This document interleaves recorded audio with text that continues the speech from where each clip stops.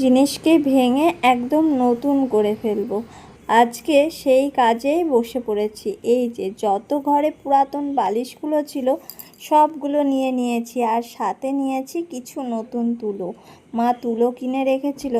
এই বর্ষাতে বালিশগুলো সব নরম হয়ে গেছে, তেনা মনে হচ্ছে বালিশে কোনো তুলোই নেই, এরকম ভাব। তা মা যেহেতু 4টি খোল বানিয়ে রেখেছে তুলো পুরার জন্য, কিছুদিন পরে করবে ভাবছিল, তা আমি বললাম যে আমাকে দাও, আমি সব তুলোগুলো পুড়িয়ে দিচ্ছি। তাই বসে পড়েছিল। আর পুরাতন তুলোর মধ্যে থেকে কত ফল বেরিয়েছে দেখলে, প্রচুর ফল বেরিয়ে গেছে। তা 2 রকম তুলো মিক্স করে বালিশের খোলগুলোতে পুড়ে দেওয়া হলো, যাতে বালিশগুলো বেশ ভালো হবে। এখন কত সুন্দর ফোলা ফোলা বালিশগুলো লাগবে দেখতে বলো তো।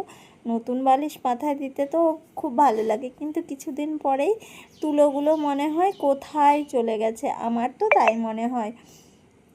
তাই এই যে তোমাদের সঙ্গে গল্প করতে করতে বেশিরভাগ তুলো আমার পোড়াই হয়ে গেছে, আর কিছুটাই বাকি আছে।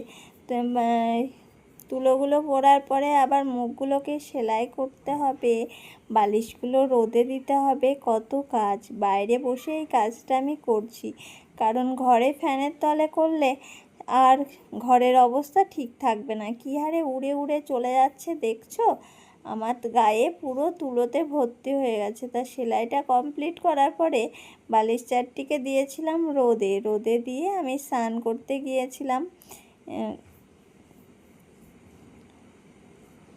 স্নান টান করে এসে খাওয়া দাওয়া কমপ্লিট করে নিয়েছিলাম। তারপরে বালিশগুলো একটু উল্টিয়ে পাল্টিয়ে দেওয়ার পরে বাবুকে বলেছিলাম যে বাবু ঘরে নিয়ে আয় বালিশগুলো। তা বাবু এখন বালিশগুলোকে ঘরে নিয়ে চলে এসেছে। এখন বালিশে কভার লাগাবো। এই যে দেখো, এই বালিশগুলোতে কভার লাগিয়ে দেবো, তাহলে পুরো বালিশ, নতুন বালিশ একদম রেডি।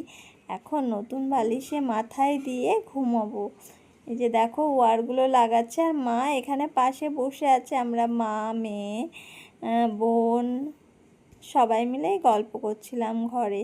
যে দেখো হাত দিতে না দিতে বালিশগুলো রেডি হয়ে গেল, আর কবে থেকে করব করব করে করাই হচ্ছিল না। এই বলে তা বালিশ, নতুন বালিশ বানিয়েছি বলে কথা, বালিশে তো একটু মাথা দিয়ে শুয়ে দেখতে হয়, তাই না? বালিশগুলো কেমন হয়েছে, তা বালিশে মাথা দিয়ে একটু শুয়ে দেখে নিলাম। তা আশা করি আজকের ভিডিওটা দেখতে তোমাদের ভালো লেগেছে। ভালো লেগে থাকলে লাইক কমেন্ট শেয়ার করে দিও। আর আজকের জন্য tata, bye bye, good night.